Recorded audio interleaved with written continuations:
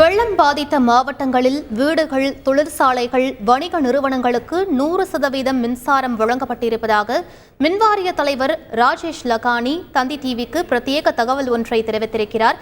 இது பற்றிய மேலும் விவரங்களை எமது செய்தியாளர் ராமசுந்தரம் சொல்ல கேட்கலாம். வணக்கம் ராமசுந்தரம், உங்களுடைய தகவல் என பதிவு பண்ணுங்க. அதாவது நெல்லை, தூத்துக்குடி, தென்காசி உள்ளிட்ட தென் மாவட்டங்கள்ல கடந்த வாரம் பெய்த கனமழையால பல இடங்கள்ல மின்மாற்றிகள் அதுபோல மின்கம்பங்கள் சேதமானது. பல மின் நிலையங்களும், அதாவது துணை மின் நிலையங்களும் தண்ணீருக்குள் புகுந்தனால மிகுந்த ஒரு பாதிப்பு ஏற்பட்டு மின்சாரம் வழங்க முடியாத நிலை ஏற்பட்டிருந்தது. இந்த நிலையில அந்த மின்வாரிய அதிகாரிகள், மின்துறை அமைச்சர் தங்கம் தினசு உத்தரவின்படி மின்வாரியத்துறை தலைவரும் நிர்வாக இயக்குநருமான ராஜேஷ் லக்கானி அந்த பாதிக்கப்பட்ட மாவட்டங்கள்ல முகாமிட்டு சுமார் 1000க்கும் மேற்பட்ட பணியாளர்களை களமிறக்கி அந்த மின் பாதைகள் சீரமைக்க பணி தொடர்ந்து நடைபெற்று வந்தது. புதிதாக, அதாவது மின்கம்பங்கள் சேதமடைந்த இடங்களில் புதிதாக மின்கம்பம் நடவு செய்யும் பணி, அதே போல டிரான்ஸ்பார்மர்கள் மாற்றும் பணி உள்ளிட்டவெல்லாம் தீவிரமாக நடத்தப்பட்டது. குறிப்பாக உமரிக்காடு பகுதியில் அந்த உயர் மின்னழுத்தம் கொண்டு கோபுரம் சரிந்து விழுந்தது. 2 நாட்களில் சரி செய்யப்பட்டு புதிய கோபுரம் எல்லாம் அமைக்கப்பட்டு தற்போது இந்த மின்சாரம் வழங்கக்கூடிய பணி 100% நிறைவு பெற்றிருக்கிறது நெல்லை, தூத்துக்குடி மாவட்டங்கள்ல. குறிப்பாக என்ன சொல்லணும்னா, வீடுகள், அதே போல ஆலைகள், வணிக நிறுவனங்களுக்கு உள்ள மின்சாரம் முழுவதுமே கொடுக்கப்பட்டிருக்கிறது. விளைநிலங்களுக்கு, அதாவது விவசாய நிலங்களுக்காக கொடுக்கப்படக்கூடிய மின்சாரம் மட்டும் தற்காலிகமாக நிறுத்தி வைக்கப்பட்டிருக்கிறது. அதுவும் ஜனவரி முதல் வாரத்துல முழு பணிகளும் முடிக்கப்பட்டு கொடுக்கப்படும் என தெரிவித்திருக்கிறார்.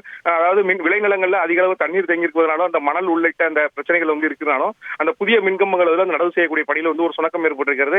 இதன் காரணமாக அந்த விளைநிலங்களில் உள்ள விளைநிலங்களுக்காக கொடுக்கக்கூடிய இலவச மின்சாரத்திற்கான அந்த மின் சேவை மட்டும் தற்போது தற்காலிகமாக நிறுத்தி வைக்கப்பட்டிருக்கிறாங்க.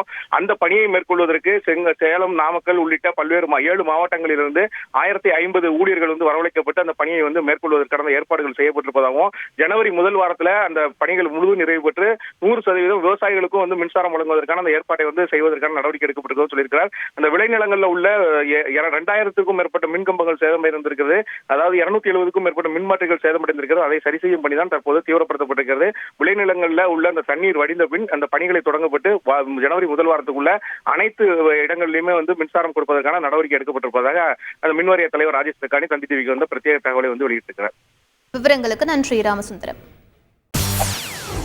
செய்திகளை உடனுக்குடன் தெரிந்து கொள்ள உடனே சப்ஸ்கிரைப் பண்ணுங்க.